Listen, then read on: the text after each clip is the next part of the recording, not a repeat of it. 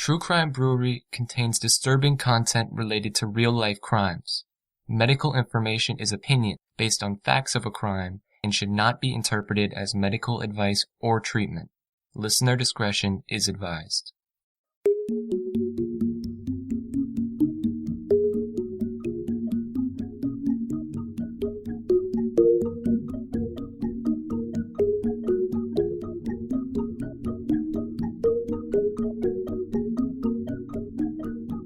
Welcome to True Crime Brewery. I'm Jill. And I'm Dick. The image of young married couple, April and Justin Barber, taking a moonlight walk on a warm Florida beach sounds ideal. They were supposed to be celebrating their third wedding anniversary, but within hours, everything changed. A passing motorist made a call to 911. Justin was found bleeding and slumped behind the wheel of his SUV. He said that he and his wife had been attacked by an unknown gunman. First responders went to the beach to search for April, while Justin was airlifted to a trauma center in nearby Jacksonville, Florida. Although he'd been shot 4 times, Justin recovered quickly. He cooperated with police interviews, claiming to love his wife, despite multiple infidelities and April's friends' claims that April had been planning to leave her husband. This is a chilling and tragic story of love, greed, and loss. Join us at the quiet end for He Used to Love Her, the story of April Barber. So the beer for this is a nice Florida beer called Maple Bacon Coffee Porter. And before you start making snake eyes at me, I'll just say that there's no bacon in this. No pigs were harmed in the making of this beer. That's good. So it's an American porter. 6.4% ABV. Black color, a little bit of red highlighting. Nice aroma, maple syrup, coffee, and kind of a little bit of smoke in there.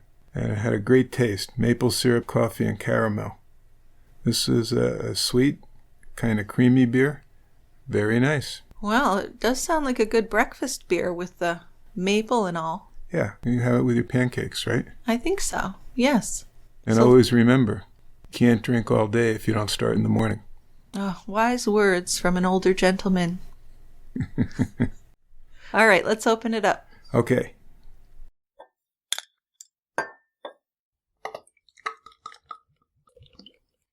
Okay, Dickie, life is always better at the quiet end, so shuffle on over. Let's see the buddies down there. Yes, let's go. To drink beer and talk about murder. Why else would you want to be inside? That's the thing you do. I tell you, that's a draw. It certainly is. All right, let's talk about this case. April Lott was a high achiever who had faced many obstacles early on in her life. She grew up in a small Oklahoma town of about 2,000 people. Her mother, Nancy, entered April in beauty contests.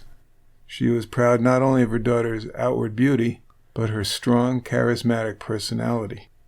As a child, April was an energetic, happy kid. By the time she got to high school, she was quite popular and intelligent. She always had straight A's. But when she was a senior in high school, her mother, Nancy, was diagnosed with lung cancer. And within 6 months, Nancy had died. Now, if that wasn't enough of a tragedy, April's father was so devastated by his wife's death, he couldn't cope. So April became the mother figure for her brother, Kendon, who was a 1-year-old, and her sister, Julie, 9 years old. And their father worked in the oil fields, but he became a drug user and ended up in prison. So she's lost her mother and her father. Yes, and just think of the responsibility. Yeah, there's some spacing of those kids, isn't there? There is, right. Yeah. About 8-9 years between each pregnancy, so that's unusual. Yeah. But, even after he ended up in prison, April wasn't angry with her father. She really loved him, and she was the type of person who sympathized with him, and she visited him regularly. Her mother died when April was just 17, but April was able to be the salutatorian of her graduating class, so she still worked very hard.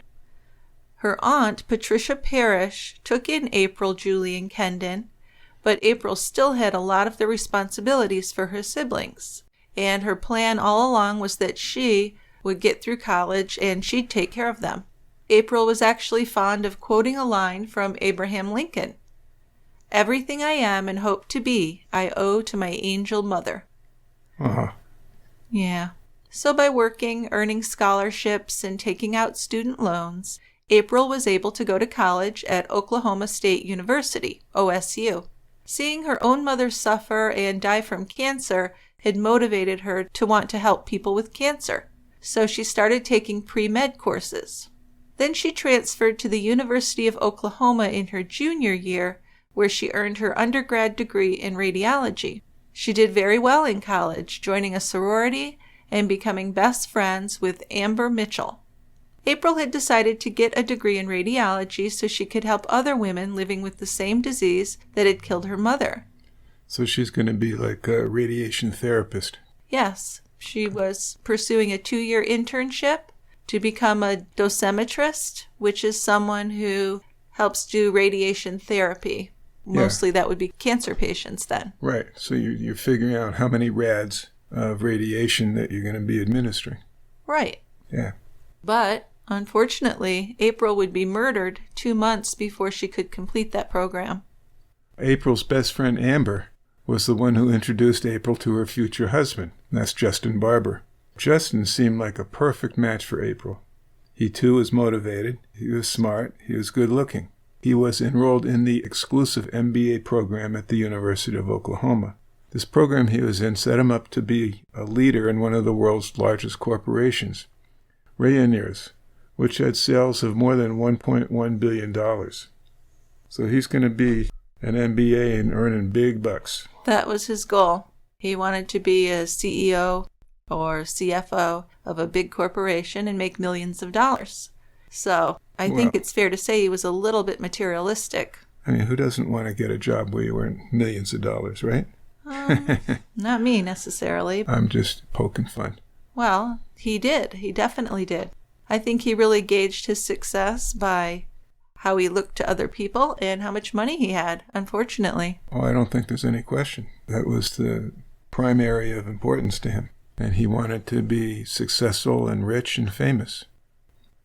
So Justin had grown up in Wetumpka, a town of about 1,500 people, so even a little bit smaller than where April had grown up. Yeah, but still, both of them are pretty small town. Yeah, pretty tiny. His family owned a 120-acre ranch where he and his brother Charles grew up caring for livestock, riding horses, and they both excelled in high school sports. But the Barbers took their education very seriously, too.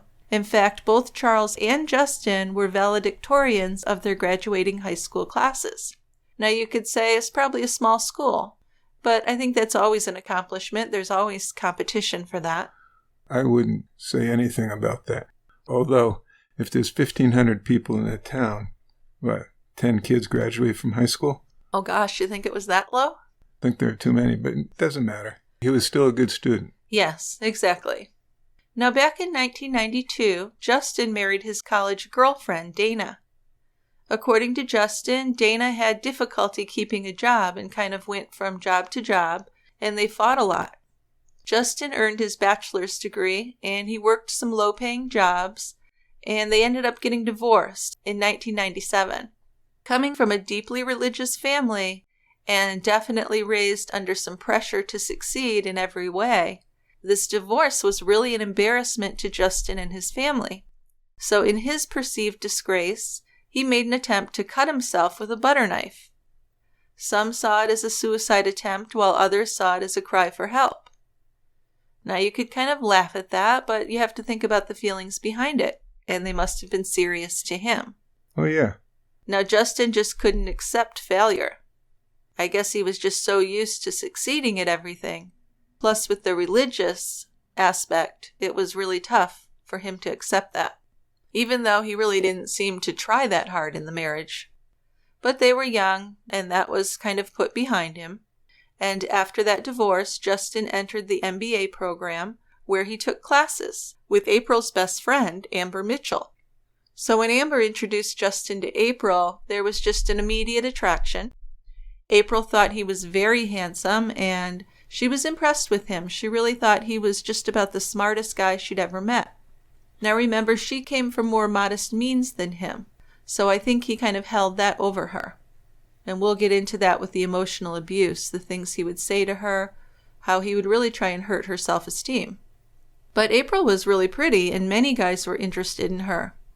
Still, she fell in love with Justin and only had eyes for him. Now at that time, it seems like Justin felt the same way about her. April was very intelligent, very ambitious, religious like he was, and just stunning to look at. During that time, Justin would say that April's smile lit up every room she entered, so it seemed like they were really in love. When April and Justin began discussing marriage, her younger siblings were living back and forth between two uncles' houses. Justin told April that he wanted to help her raise Kendon and Julie in their home as a family. Oh, that's a nice gesture. It really is. I think that's an amazingly kind gesture, compassionate gesture. And very important to her. Yes. That certainly won her over. He actually offered to move the kids in right after their wedding, but then April decided to take some time alone as husband and wife before adding that stress of raising her siblings right away. Probably a good idea. Yeah, because there were just a lot of adjustments going on. But that was the goal, to become a family with her siblings. But Justin's perceived devotion to these siblings had to be a really big reason why she loved him and why she decided to marry him. She believed also that the divorce from his first wife would make him even more determined to make his marriage to April work. The divorce had been a source of contention in the Barber family, and Justin believed he had let his family down. Okay, I guess I don't understand that aspect too well, that he's somehow letting the family down because he's getting a divorce. Well, I think that it's that way in many families. It's, yeah, I guess. I mean, those people things are happen. ashamed of it, sure. Yeah.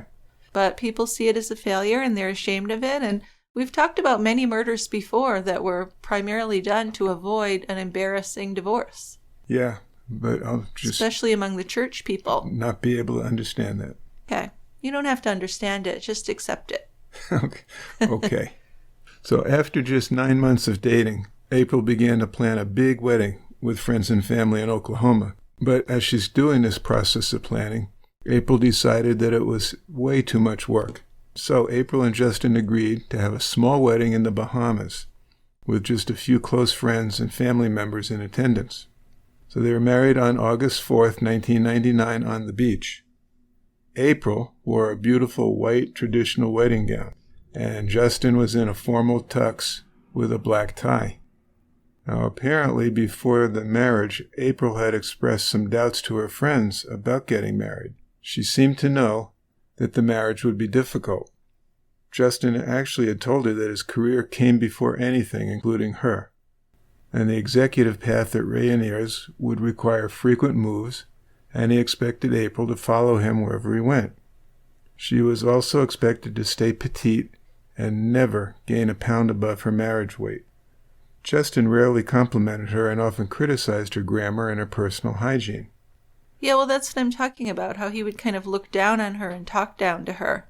So if you can imagine a friend telling you this about their relationship with someone, you probably would tell them, don't marry this person.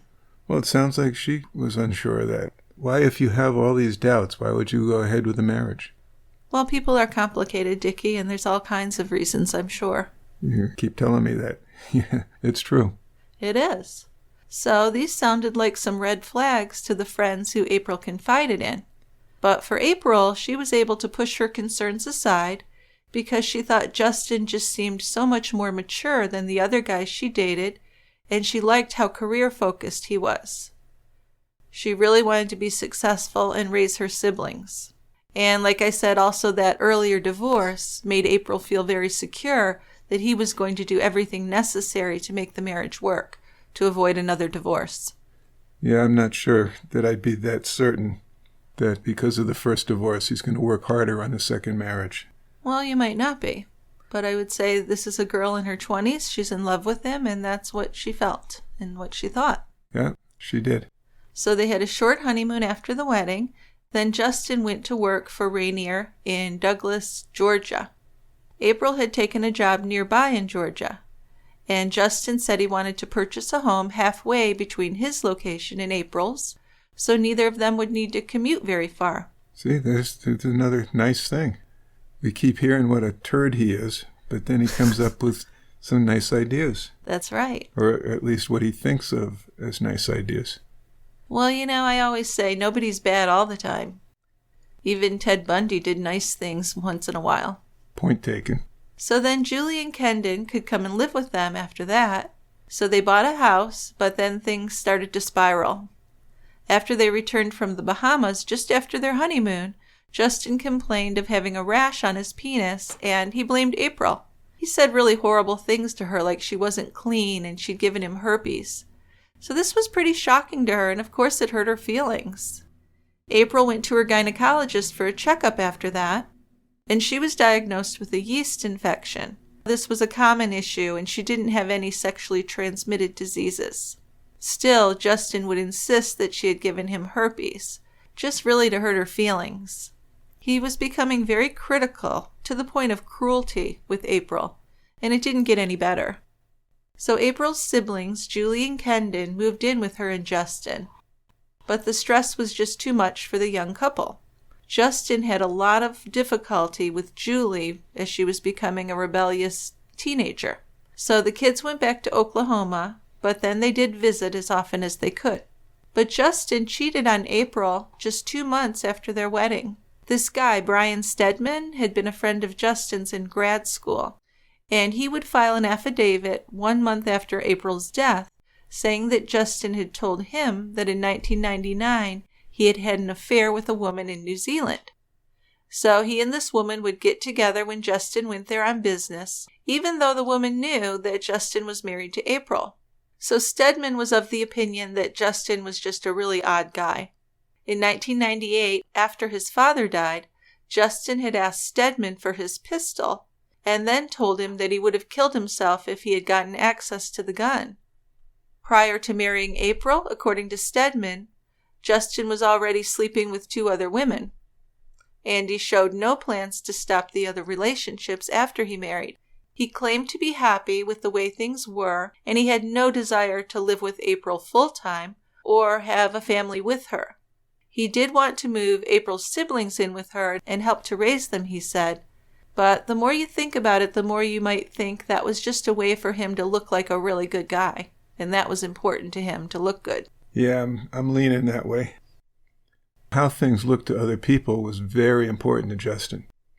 According to Amber Mitchell, Justin would put on a pair of his high school jeans once a year, and if they were too tight, he would fast until they fit again. That's something. He also gave April a hard time about maintaining her fitness, even though she had never been even slightly overweight.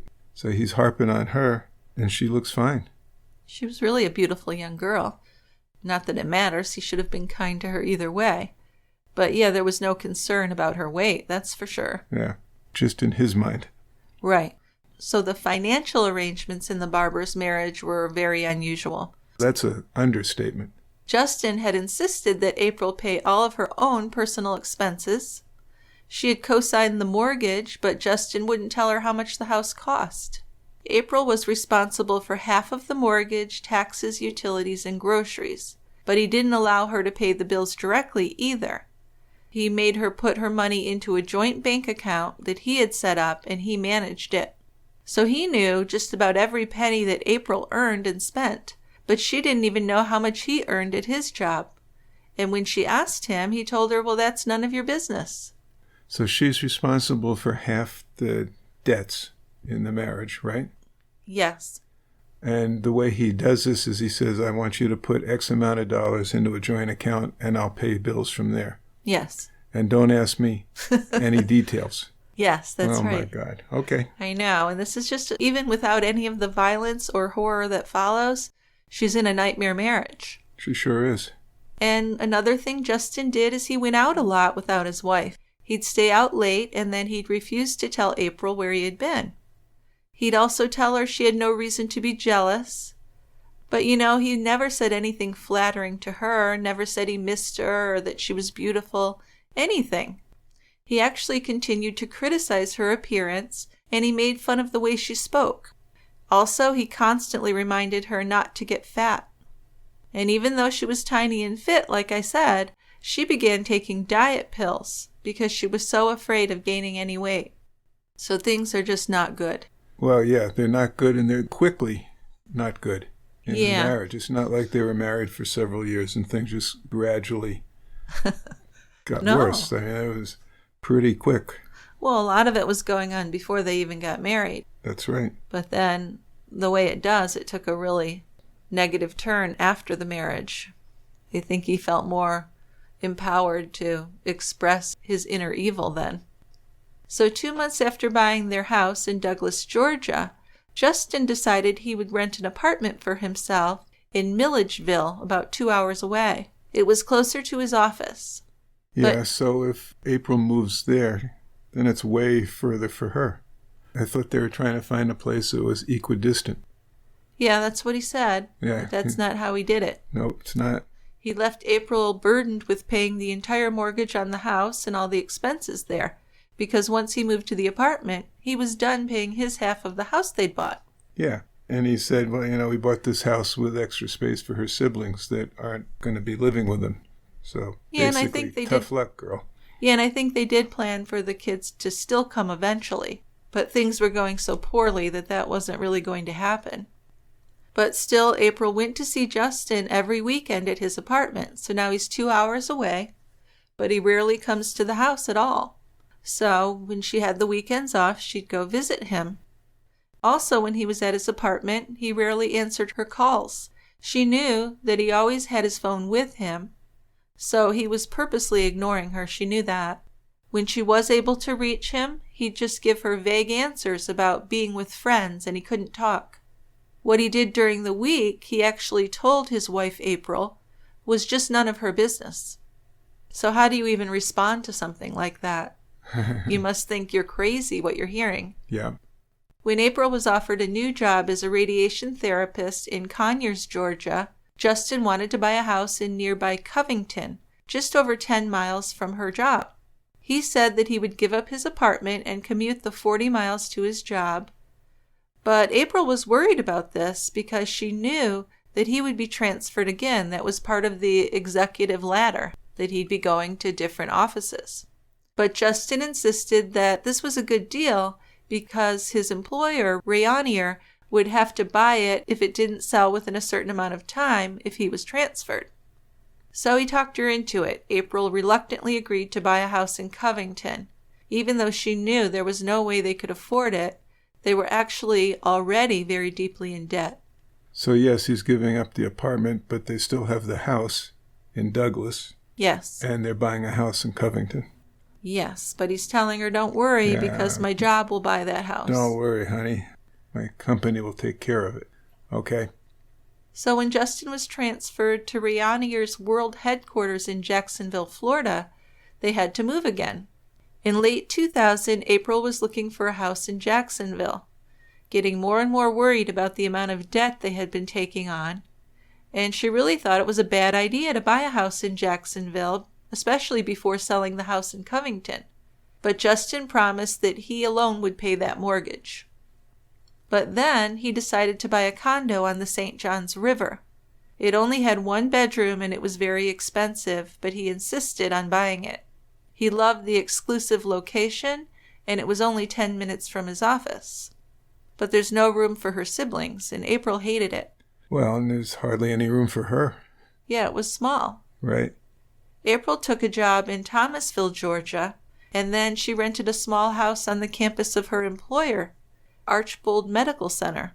Wow, gosh. So she's in her rental during the week and then spending the weekends in Jacksonville. Yes, most weekends she would go there. And he's in Jacksonville having a good time. Yes, he was having a very good time living like a guy on his own, sure. So 8 months after Justin had moved to Jacksonville, he and April bought $2 million life insurance policies on each of their lives. Now, the payment on the 2 life term policies was $1,030 per year. Justin said he bought them as an investment. Now, April confided in her Aunt Patricia about these policies, and she was wondering if she thought that it was a weird thing to do. Now, Patricia did think it was a little bit on the odd side to want such a large amount. But she thought they probably wouldn't get approved for such large policies anyway. That's kind of denying things, but anyway, didn't work. Yeah, she called her aunt back and told her that Justin had purchased the policies. But then she told her, don't tell Justin that you know about this because he'll be upset. It's supposed to keep it on the down low. So that's a little suspicious. Mm-hmm.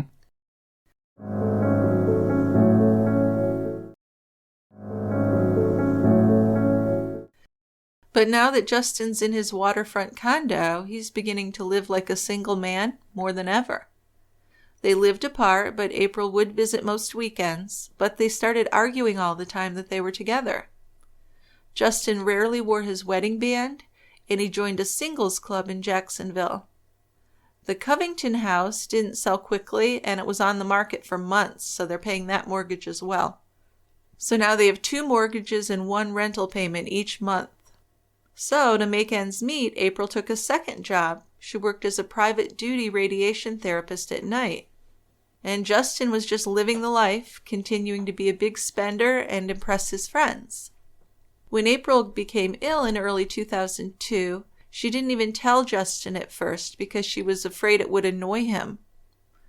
A pap smear at the office led to a gynecological surgery, and April drove herself to the hospital. Now, of course, she couldn't drive herself back, so she had to call a friend to pick her up. While she was at home recovering, she did explain to Justin what had happened, but he refused to take any time off of work to care for her, not even a day. He was very busy, he said. Well, yeah, I'm working hard, making money. As you said, Justin cheated on April within the first couple months of their marriage. Yes, with more than one person. And by July of 2002, April had returned to Oklahoma City and was pretty unhappy with her marriage. She talked with friends about how bad things were, but she didn't tell anyone the whole story. No, she went there for a few days, and from what I could gather, she told different friends different aspects of the problems. She never really sat down with one person and spelled out how really bad it all was. Yeah, so you'd have to get a whole bunch of people together to get the whole story. Which is what would happen after the crime, yes. Yeah. As April worked her 2 jobs and worried about paying bills, Justin decided to buy himself an Audi TT sports car. Yeah, cool little cars. He called her one weekend and told her, hey, you need to drive here to Jacksonville and co-sign my auto loan. So she was angry, of course, and she didn't want to do this. She even did consider refusing, but in the end, she agreed to sign. She just didn't want to upset him. And he had never included her in financial decisions before, so it really wasn't shocking. He was really thrilled with this car and started calling it his baby. So they had credit card debt, school loans, house payments, and now this large car payment. April called up her aunt crying after Justin bought the Audi. They were so far in debt, she said, that she just didn't know what to do anymore.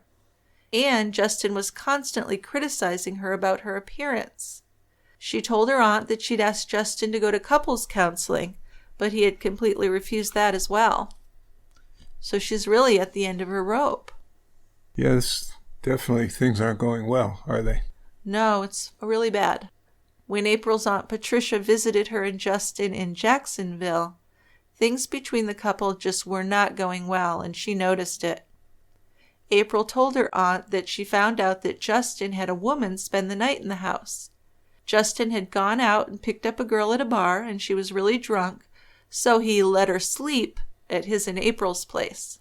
April had found out about this after she found a woman's earring on the couch. April and Justin had argued, and he had told her, "You're just overreacting. You're paranoid." He had done nothing wrong, he said. He and a guy friend had met a couple girls, left their car at the bar because they were really drunk, drove them back to Justin's where they spent the night. No harm, no foul. Yeah, he's just being a good guy. Yeah, no sex happened, he said. What, are you crazy? Yeah. Holy cow. But of course, April was not stupid, and she didn't believe him. She's just about done with this. Yeah, and April had also told her aunt about a dinner Justin had taken her to at Jacksonville Landing. She had expected a romantic dinner, but she had ended up in a group of his friends who were giving her these kind of suspicious looks. because everyone from Justin's group of work friends had been used to seeing him with his lover, Shannon Kennedy, and they thought she was his steady girlfriend. They had no idea he was married. But he didn't introduce April as his wife, and he rarely wore his wedding ring. So April was treated like some outside intruder.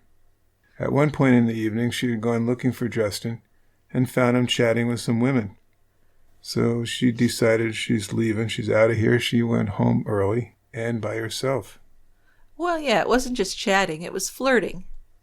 And just imagine how that would feel. You finally meet your husband's friends, and they think he has this other girlfriend, and he doesn't even care. He doesn't even introduce you, nothing. Yeah. He's just horrible. Worse than that. So one of April's old boyfriends, Wiley Davis, had remained friends with her, and they spoke occasionally.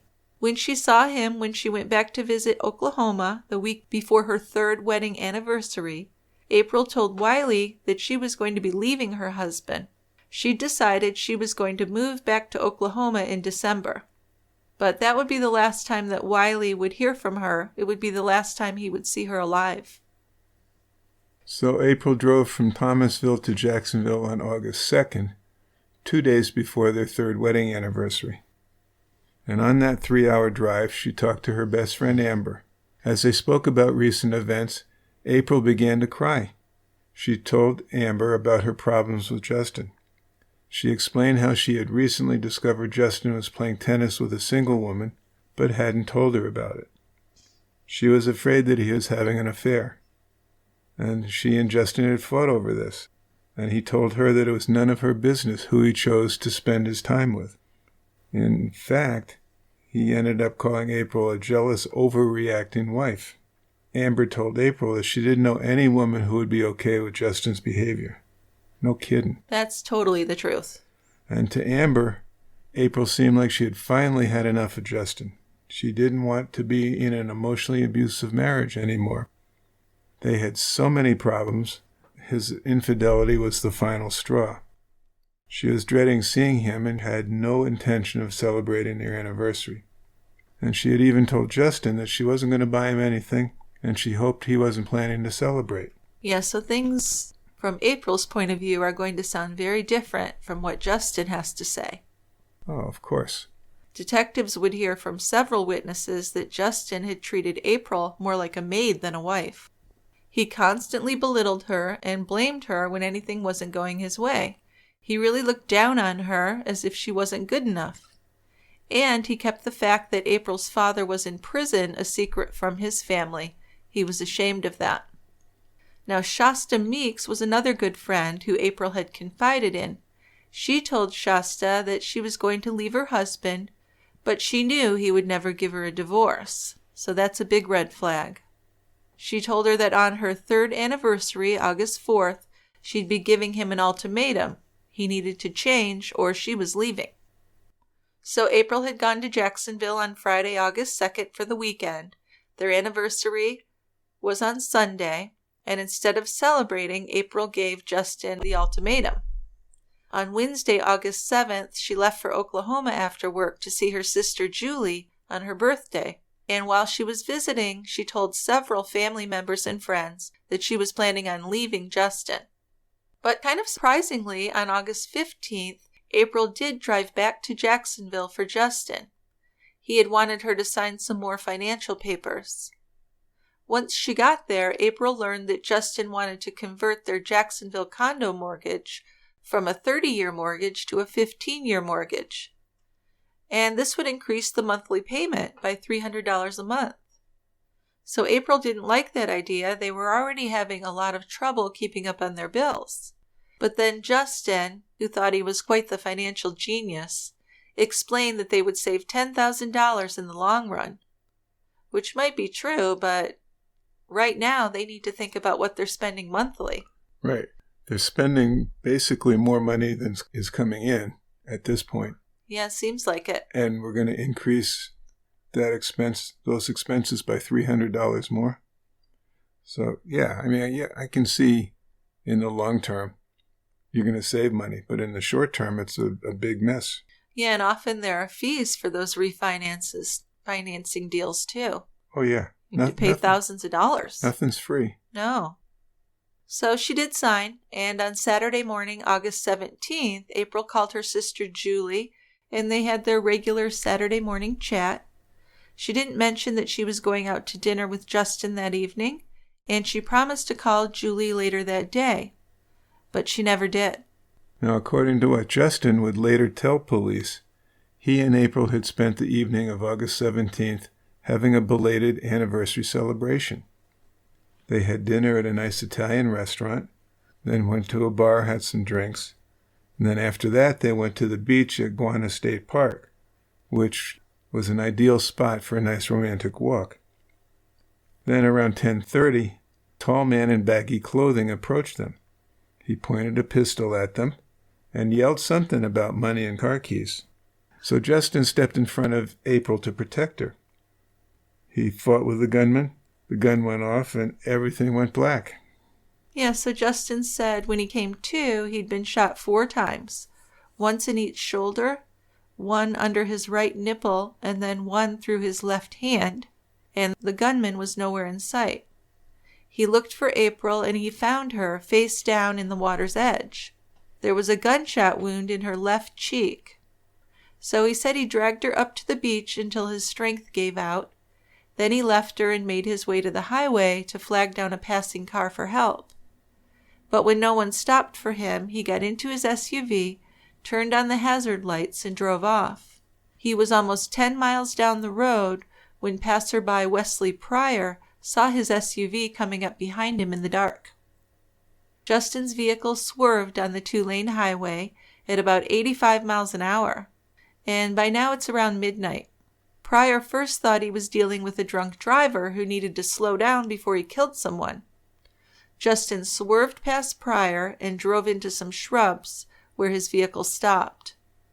After Pryor stopped his vehicle, another man ran in front of his car waving his hands and pounded on his window. And this man told Pryor that Justin said he'd been shot and his wife was shot somewhere back on the beach. Justin was pale, he was shaking, and he's breathing quickly. Pryor knew CPR, and he had seen gunshot wounds before. So to him, Justin's injuries didn't look life-threatening. He had blood on him, but it was mostly dried. Pryor didn't see any active bleeding. Justin says, "My wife is on the beach. I think she's been shot. I think she might be dead." More vehicles stopped, and a man with a cell phone called 911. So Officer Neese of the Jacksonville PD was the first officer at the scene at 11:10 p.m. Justin told him that he had tried to carry April to his car, but he wasn't able to because of his injuries. He seemed to be in a daze, and he kept saying that his wife was dead, but he couldn't give them an exact location of where she was. So Pryor told the police that he had seen Justin's car parked by the boardwalk a few miles south at Guana Wildlife Preserve. About 9 miles south, the only area nearby where there was a boardwalk from the road to the ocean was that spot, the Wildlife Preserve. Patrol cars headed for the beach with their flashers on. Justin was lifted in a rescue helicopter to Shands Hospital in Jacksonville. There, a trauma team was waiting for him. So at the beach, officers walked their way through the dark with their flashlights, looking for April. They located her on the walkway right at the beach, cool to the touch and pulseless, already dead. It's 11:20 p.m. So the police secured the area with crime scene tape, and officers were standing by. April had a small red smudge on her left arm and a coagulated trail of blood from her left nostril to the left side of her face. When Pryor arrived at the parking area by the boardwalk, a K car that he had seen there earlier was now gone. By midnight that night, several police cruisers, rescue vehicles, and EMTs had arrived. The first EMT to check April's body found her with her legs pulled back under her body. She had no heartbeat or any signs of life. Deputies with metal detectors and dogs made their way through the darkness. Some even crawled on their hands and knees, searching for any evidence that may have been left behind. A helicopter was flown along the beach with a bright spotlight, highlighting drag marks and footprints from the beach to the boardwalk. 3 .22 caliber casings were found, DNA and fiber samples were taken from the scene, and photos were taken. A weeks-long search of that area began that night, so they went back several times. So April's body wasn't moved for several hours as they waited for the medical examiner to arrive. But then police on the scene learned that the ME couldn't look at April's body until Monday morning. Police photos showed the coagulated blood from the left side of her nostril that had run down her cheek. They did work gently to move her, but a large amount of blood came from her cheek wound when her body was moved. She was taken to the morgue until she could be examined on Monday. Meanwhile, at Shands Hospital, doctors found that Justin Barber had been shot 4 times, but none of these bullets had caused much damage, which was kind of curious. No vital organs, major blood vessels, or nerves were damaged. The shooter had used a small caliber gun. Detective Cole was notified of the shooting just after 11:30 p.m. when April was still down on the beach. And once he learned that April was dead, he planned to go out to Shands and interview Justin. Justin was either the prime suspect or the star witness to this crime. Most killers are not shot multiple times, but most are friends or family of the victim. So just being the husband and the one at the scene, of course, just made him a person of interest. Well, absolutely. So Detective Cole arrived at the hospital's trauma unit at 12:30 a.m., and he found Justin propped up in bed, certainly more relaxed than would be expected. No outward signs of grief. And after Cole introduced himself, Justin agreed to give a recorded interview. So he began to tell a romantic story about a walk on the beach that turned into a nightmare. He said that he and his wife had been celebrating their 3rd anniversary 2 weeks late, and that he was a business analyst on track for upper management at his company. So he's got to put that in, doesn't he? How important he is. Yeah, that's the thing, that he's important, that they were having this romantic night out, instead of which you think most people who'd gone through that trauma so recently would be more focused on their loss and their trauma than telling this story, which he seemed to say quite calmly. Oh, you're such a cynic, Jill. I know. According to Justin, he earned more than $125,000 a year, and he had a bright future ahead of him. He said that he and April had no money problems and were happily married. Well, there's 2 lies. There had been no infidelity, he said. 3 lies. They had spent August 17th having drinks in their condo. Then they had gone to Carrabba's for dinner. And after dinner, they had gone to a pool hall called the Ritz. And there they played a couple games of pool and had a couple drinks. Yeah, Justin described the shooter on the beach as very loud and angry. He was a man wearing a dark t-shirt and a black baseball cap with a white logo. He was about 6 feet tall and 220 pounds.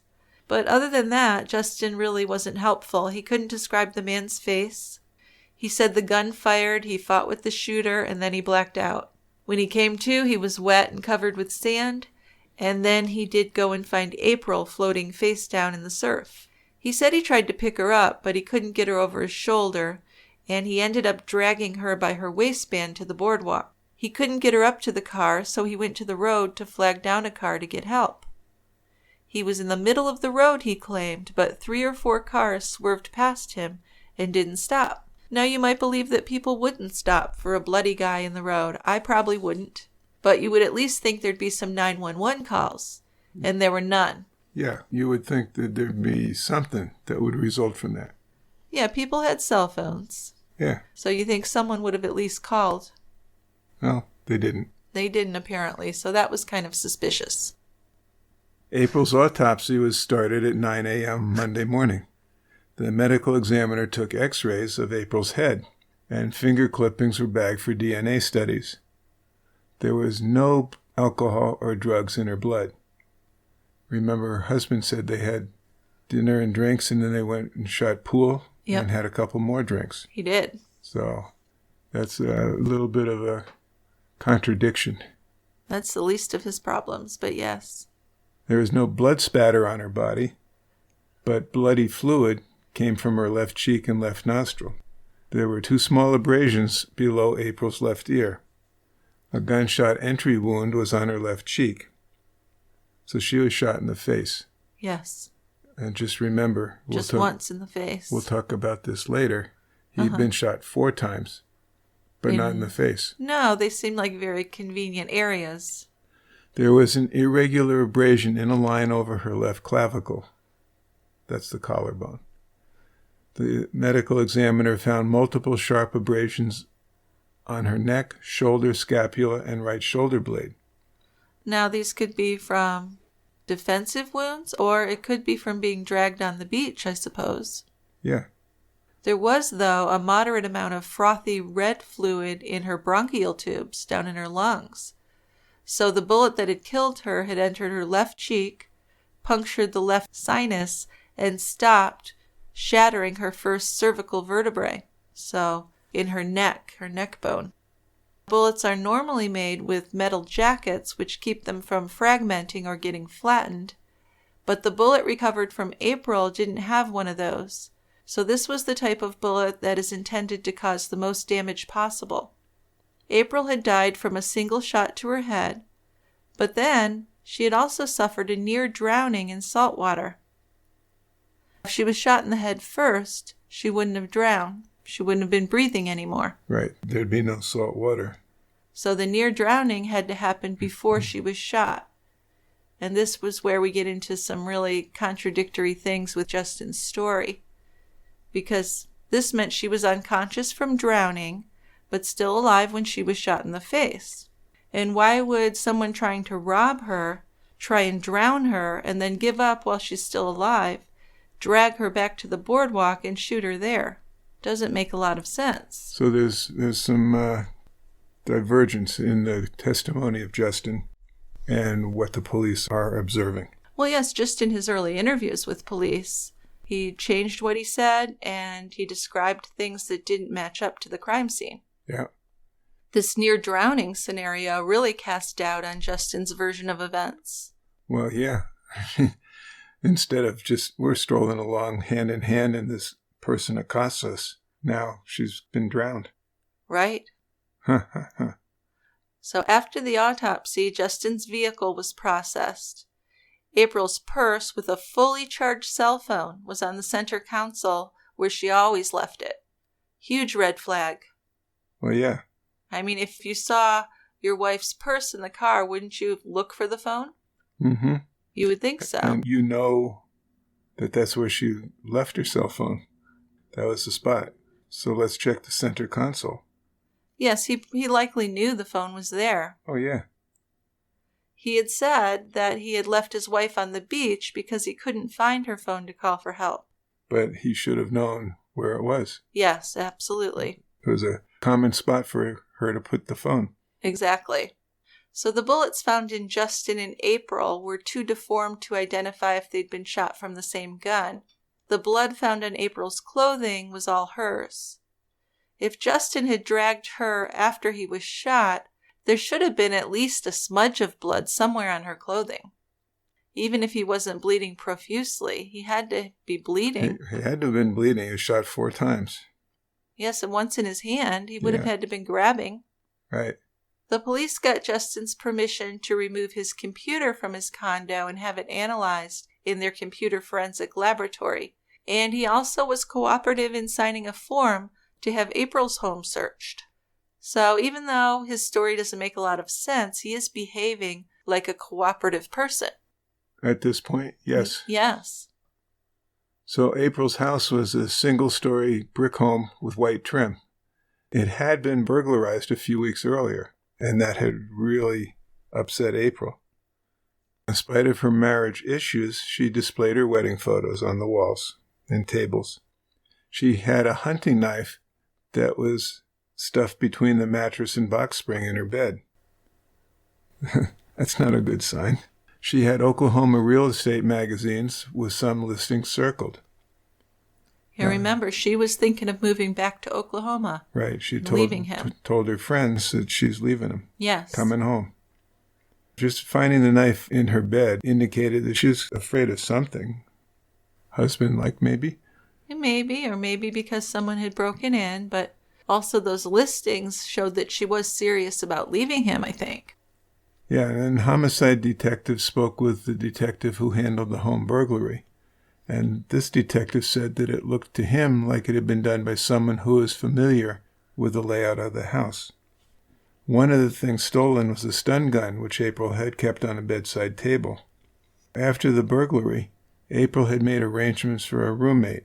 A woman who was going through a divorce was going to share the house with her, helping April to be less afraid and helping with the bills. Yeah, so that seems like a pretty good idea. That's a very good idea.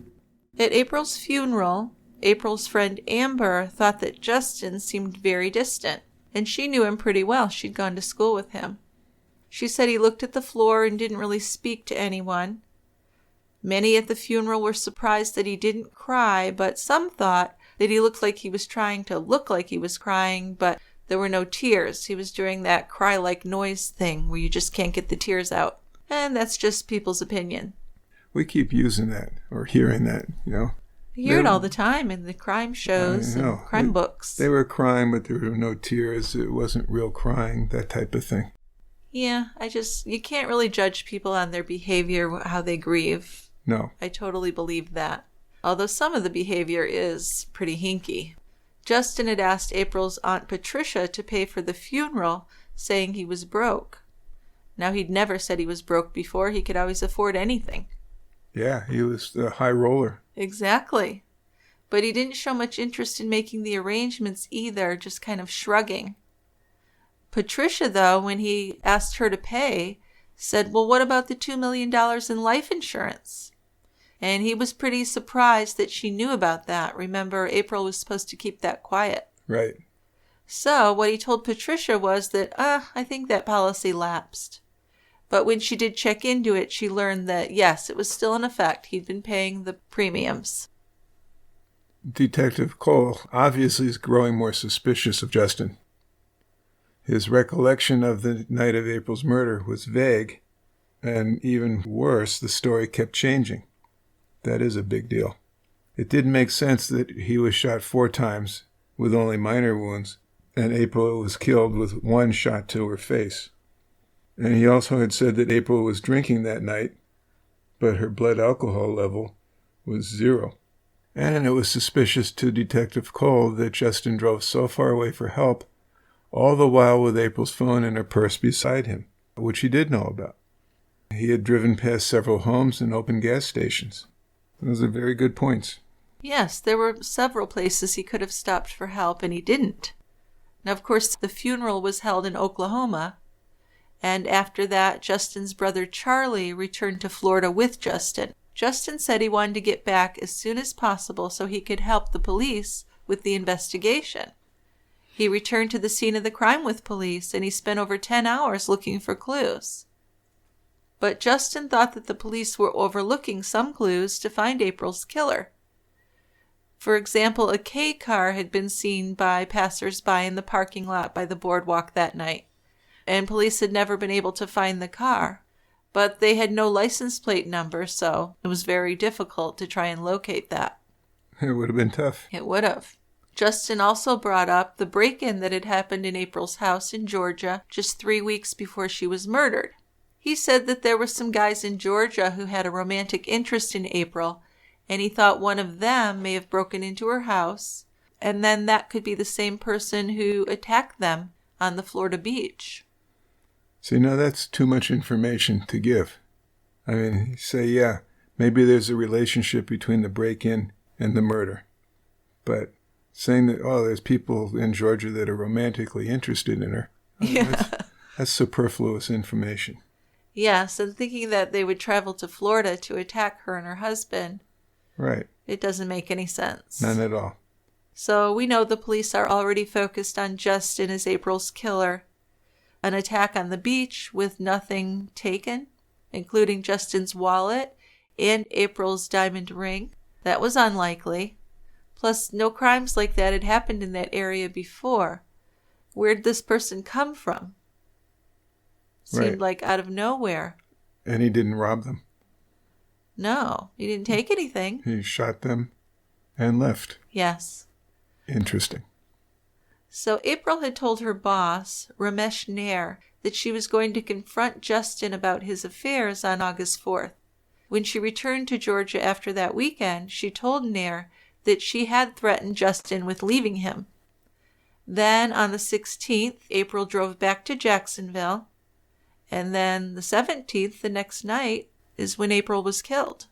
Nair recalled a few months before April's death when April said to her, "If anything happens to me, suspect foul play."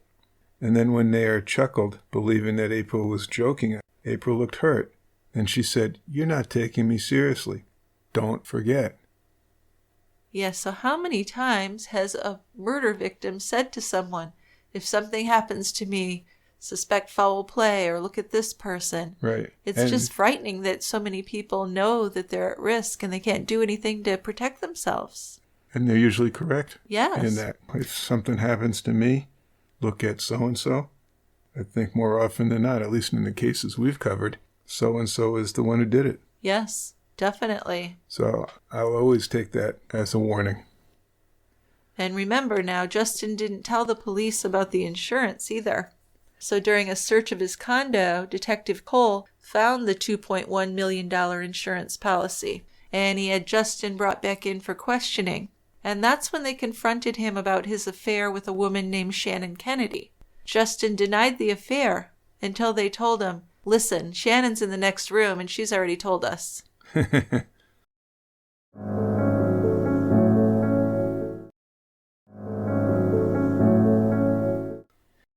So he did admit to the affair, but he said, "Hey, my marriage was still in really good shape when April died. We still loved each other. This affair really doesn't mean anything." So Justin proved himself to be a liar, about the adultery at least, but they still didn't have concrete proof that he had murdered his wife. So they were still unable to arrest him for murder. There were no eyewitnesses. It was only Justin and April who were on the beach that night, and the supposed killer, I guess. And the weapon hadn't been found. The adultery was kind of an iffy motive if you think about it, because Justin lived apart from April, and she seemed to be okay with that, at least in the beginning. So he was able to have sex with other women with relative impunity. Yeah, so the adultery issue, other than embarrassing for him, isn't going to make a big difference. No, both he and April had earned good salaries, but he was deeply in debt. He had over $50,000 in credit card debt alone. So money seemed like the obvious motive, especially after the police learned about the life insurance policy with Justin as the beneficiary. Justin's desktop computer had been taken from his condo by the police after April's murder. Hard drives can store millions of documents and downloads, and anything deleted could be restored by the forensic department. Justin Barber had downloaded hundreds of emails, documents, financial records, and songs on his computer. And information found on his computer showed that his financial situation was way worse than what he'd been telling detectives. Well, yeah, he'd been doing day trading in the stock market. How to get rich quick and lose money fast. Exactly. Day traders are looking to make quick money by buying and selling fast-moving stocks, but it's super risky, and he wasn't as smart as he thought he was. So over the past year, Justin had built up over $50,000 in credit card debt, and most of that was to pay for his losses. He also had a car payment, 2 home mortgages, student loans, and living expenses, and he and April had kept their finances separate. Justin had entered more than 20,000 keywords in his Google searches. The words that got the attention of detectives, understandably, were gunshot chest, trauma cases, gunshot right chest, and medical trauma. Just a little suspicious, right? Yes. Now, another thing they thought about that makes sense is Justin's day trading. That's a sign that he was a risk taker. So if he found himself deeply in debt and his wife was threatening to divorce him, it wasn't impossible to leap to him risking his life for the $2 million payout. And if he and April divorced, he wouldn't collect any money. So he'd also been divorced once before, and remember what a big deal that was in his family. So in his mind, a second divorce just may have been unacceptable. So I think the money and the embarrassment over getting another divorce were pretty good motives. And that's the tragedy here, that you're thinking that's an acceptable alternative. Well, yeah. But we've seen that with people before. I know. So Justin had researched how much blood someone would have to lose to cause death. He researched how to immigrate to Brazil. He researched Florida divorce and life insurance homicide. Ooh, that's a bad one. Bad one. This stuff all seems quite damning, but there's no way to know when the searches were made or when they were deleted. So without a timeline, the information was not evidence that could be presented. Right. The timing of downloading songs was identified by computer forensics. So on April 17th, just an hour before Justin and April went out to dinner, Justin downloaded the Guns N' Roses song, I Used to Love Her, But I Had to Kill Her. He had downloaded many songs on his computer, but 16 were downloaded on the day of April's murder. The Guns N' Roses song was downloaded on that day, and then it was deleted 2 weeks later. So to me, this is a stretch as evidence, but the prosecutor really put a lot of weight on it. It seemed to work. I agree. That's a stretch. Although, if you look at things kind of in total, that's prophetic, right? I used to love her, but I had to kill her. Yes, and it could be related, but I just don't see how it could be evidence of anything. No, I mean, it's, to me, that would be something that would make the police look at you more carefully. Yes. But it's not something that's like, oh, we got the smoking gun here. Let's arrest him. Well, you would think so, yeah, but I think that they put a lot of weight on it and actually had it included in the trial. In July 2004, Detective Cole finally had enough evidence to take Barber into custody. But then it took another 2 years and some advancements in computer forensics before they were ready to go to trial. They were able to determine that on February 9th, 2002, Justin Googled medical trauma right chest. And on Valentine's Day 2002, he searched gunshot wound right chest. In July, he Googled Florida divorce. All these searches had been deleted after April's murder.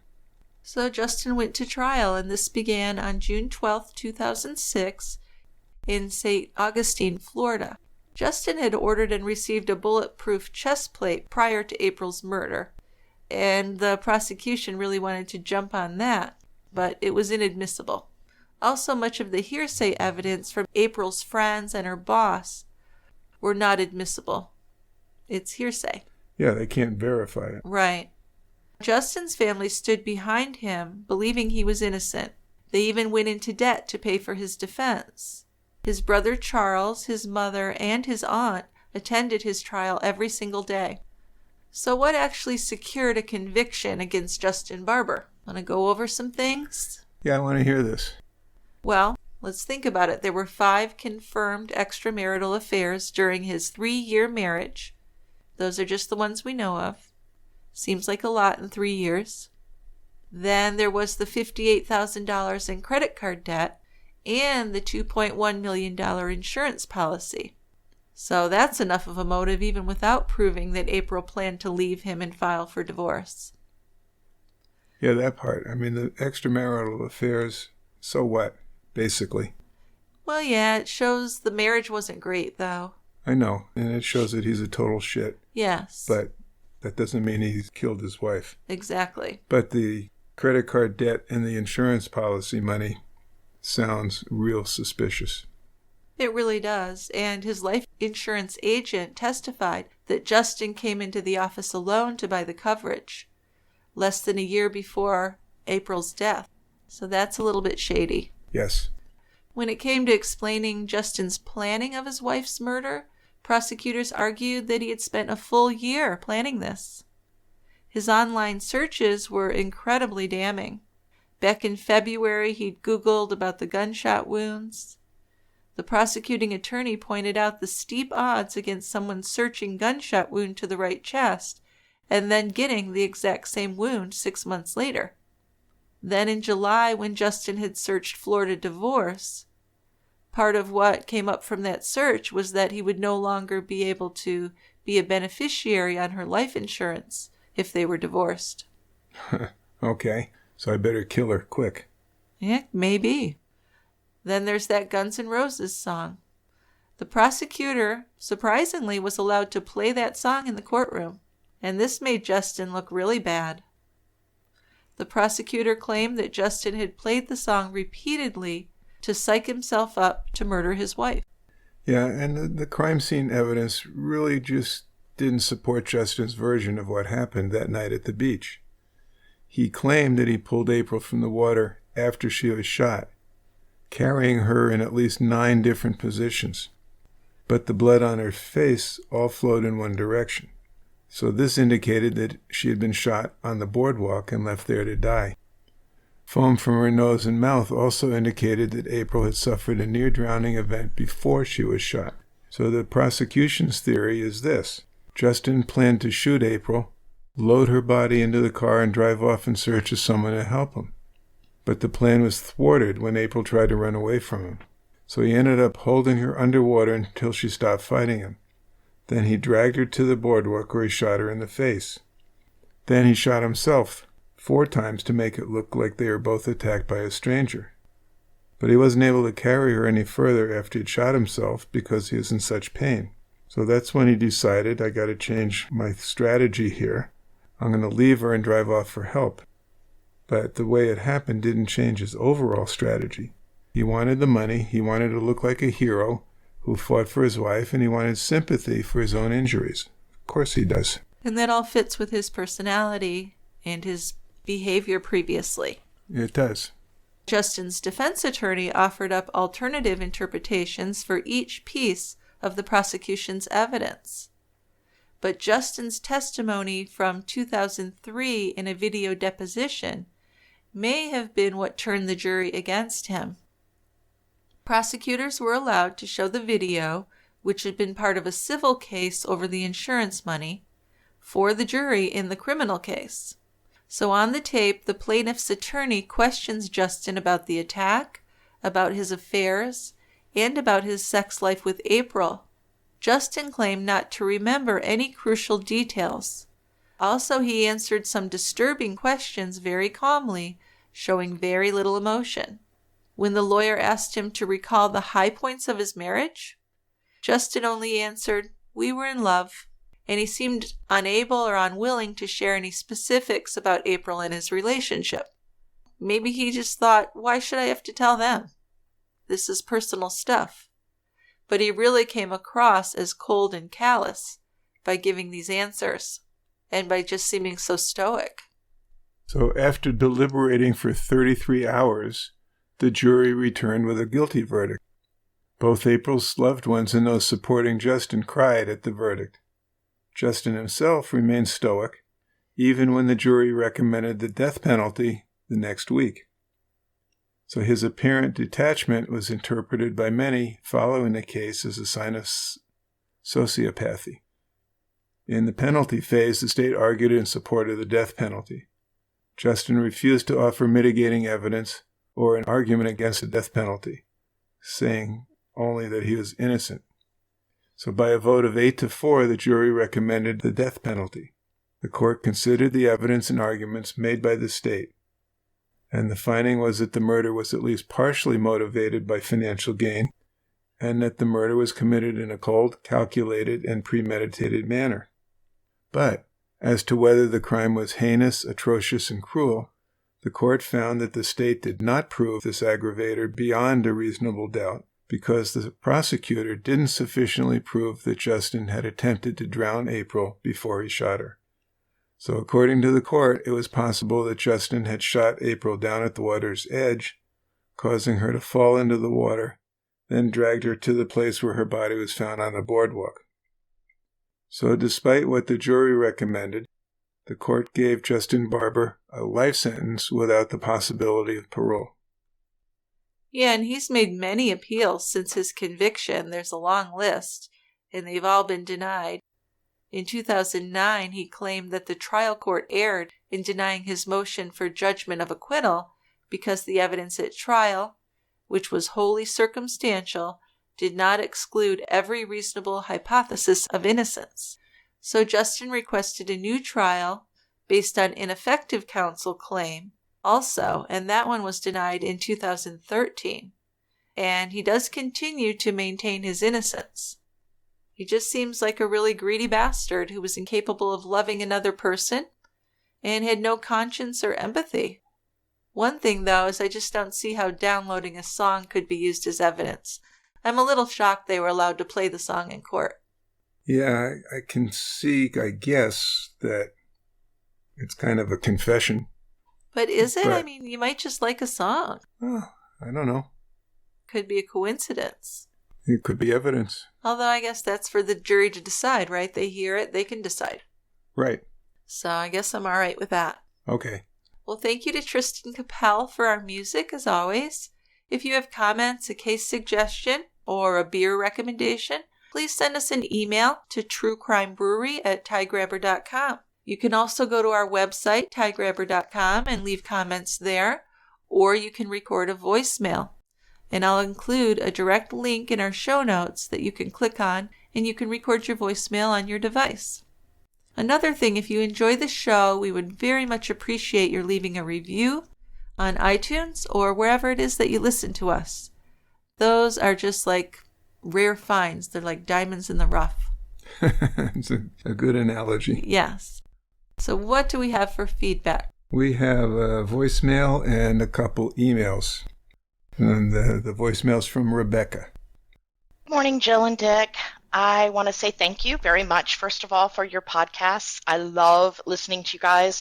I listen to you while I work. I have a lot of data entry type stuff, and it can be boring sometimes. So I usually just pop one of your podcasts on through YouTube. And I just finished listening to Bad Romance, the Erica and Benjamin Seifert story out of Maryland. I live in Virginia, and so I tend to gravitate towards stories that are local to me. One of the stories I'd love to hear you guys do is the Paul Warner Powell story. That happened in Prince William County, Virginia. He was executed in March of 2010. He murdered a young girl in Manassas, Virginia, Stacy Reed, and attempted to murder her 14-year-old sister after he raped her. She did survive, but I'd love to hear you do that story. Haven't heard a whole lot about his background, where he came from, and his history, I guess. So I don't know if you could maybe dig in a little deeper there or find things that I have not been able to find.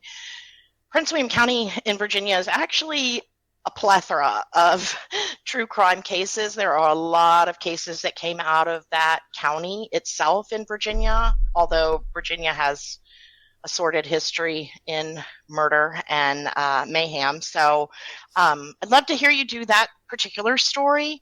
Also, I do not drink beer, but my best friend's son works for the Vale Brewery in Richmond, Virginia, and so I would love to kind of give them a shout out, just, you know, by virtue of knowing who they are.